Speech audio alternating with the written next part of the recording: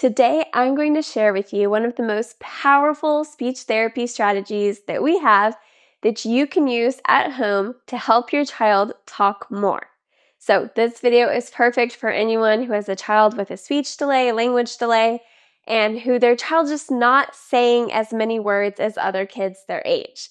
This strategy has made a huge difference for my son in our own journey from not speaking a lot and just minimally speaking behind his peers to able to test, completely within the average range for his language skills. So this strategy and several others that I share on this channel are really helpful in making that difference and just building the vocabulary for your kids and just getting them to imitate you and say more words in general. So this strategy is perfect for parents to use in play with their kids. Yes, that's the most powerful, amazing way you can do it. But you can also use it when you're in the bath, doing bath time, or when you are taking a walk down the road, or your mealtime, anything, okay? So it's a great strategy to use, but you don't want to use it all the time, 24/7. Just pick some moments of time when you're going to sit down with your child and play and be really intentional about using this strategy. Okay, are you ready for it? It's called parallel talk. And what it means is you're playing, think parallel side by side. So they're next to you, they're playing, they're doing something. It doesn't even have to be typical play. They could be lining up their letters. They could be drawing or coloring or doing a craft, playing in the yard, anything, right? They're playing, you're nearby, and you're going to basically act like a sports caster telling what is happening while they are playing. So some really important parts to this is that you want to be talking about what your child is actually focused on. So, for example, if your child is supposed to be reading this book with you and you've got the book out and you're trying to talk about what's happening on the page, but they are looking out the window or they're up moving around doing something else, this strategy isn't working because they're not engaged in looking at what you're describing. So that's the perfect moment to put the book down or whatever, get up and go to the window with them, and then you can do it at the window. They are looking at the window and you're going to talk about what you guys are seeing out the window, how the bird is acting, what is happening. And the best part about this strategy is that the child doesn't have to respond. You're not putting any pressure on them. You're not expecting them to respond. It's not like you're testing them, trying to get information or words out of them. It's very just fun, relaxed, low pressure so that they can just be learning and absorbing and they don't have to say or perform for this strategy at all. So I'm going to give you an example. Let's say your child is playing with a car.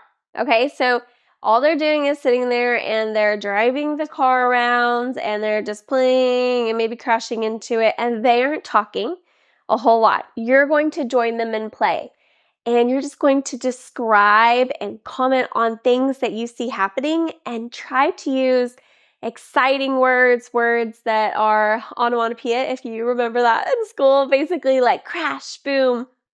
Let me demonstrate. So they're playing, and you see your child, wow, you have such a big car or a small car, whatever you're doing.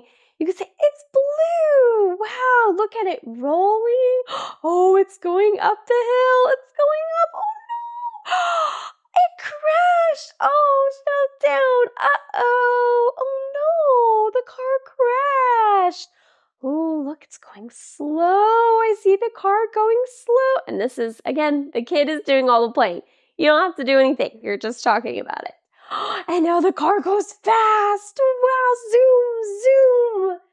See, we're literally just describing what the child is doing with the toy. And if they jump ship and they leave the toy behind and they go to something else, now look, it's a ball. What a bouncy ball. We just switched to whatever it is. So the whole point is to make your modeling exciting and fun. You can really tailor it to the age and ability level of your child. So if they're really young and they're not saying, a whole lot of anything, you can really just use the simple words, slow it down. But if you've got some words and they could say some of those words, you're just adding to it and expanding their vocabulary, then you can start using bigger vocabulary. I love exposing kids to synonyms and words that are very similar. So we don't just say big ball all the time. We could say large, huge, ginormous, gigantic, massive. And each time we're kind of saying and gesturing and showing that means big, and we're expanding their vocabulary with such a simple way. So that's another little side tip for you there. But the important part about parallel talk is that we are not focused on what we are doing or anything like that. We are also not expecting anything of the child.